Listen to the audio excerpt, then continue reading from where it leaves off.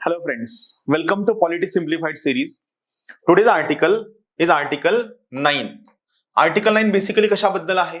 खूप इंटरेस्टिंग आणि सोपा कन्सेप्ट आहे.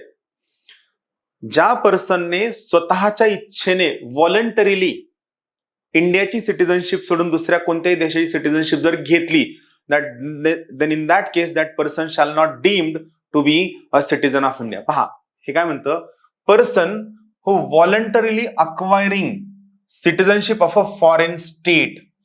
म्हणजे एखाद्या व्यक्तीने ठीक आहे भारताची सिटीजनशिप सोडलेली नाही, म्हणजे तो पर्सन भारताचा सिटीजन नाहीये, त्यानं भारताची सिटीजनशिप जरी नाही सोडली तरी त्याने जर इतर कोणत्याही परकीय देशाचं परदेशाचं सिटीजनशिप अक्वायर केलं तर ऑटोमॅटिकली त्या पर्सनची citizenship of India automatically invalid ठरेल, ऑटोमॅटिकली संपून जाईल.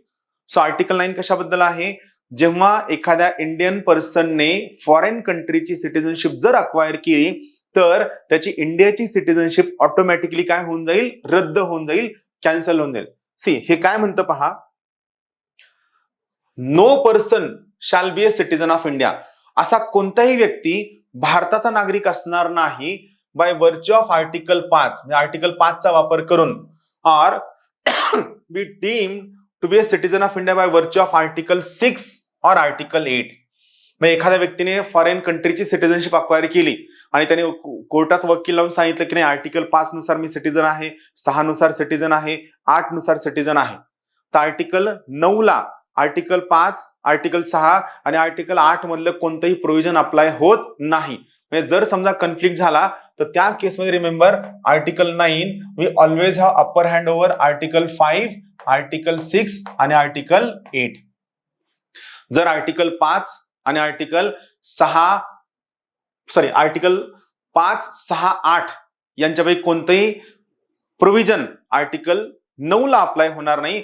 Article 9 will always have upper hand over article 5, 6 and 8. So article 5 नुसार, 6 नुसार किंवा 8 नुसार कोणताही पर्सन हा सिटीजन काउंट केला जाणार नाही जर इफ ही हॅज व्हॉलंटरीली म्हणजे काय?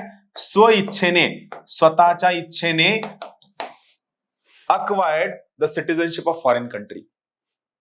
एखाद्या व्यक्तीने स्वतःच्या इच्छेने कोणत्याही परदेशाची सिटीजनशिप अक्वायर केली तर तो व्यक्ती आर्टिकल 5 नुसार, आर्टिकल 6 नुसार किंवा आर्टिकल 8 नुसार मला इंडियाची सिटीजनशिप द्या असं क्लेम करू शकत नाही, असं डिमांड करू शकत नाही. That's all. थँक्यू.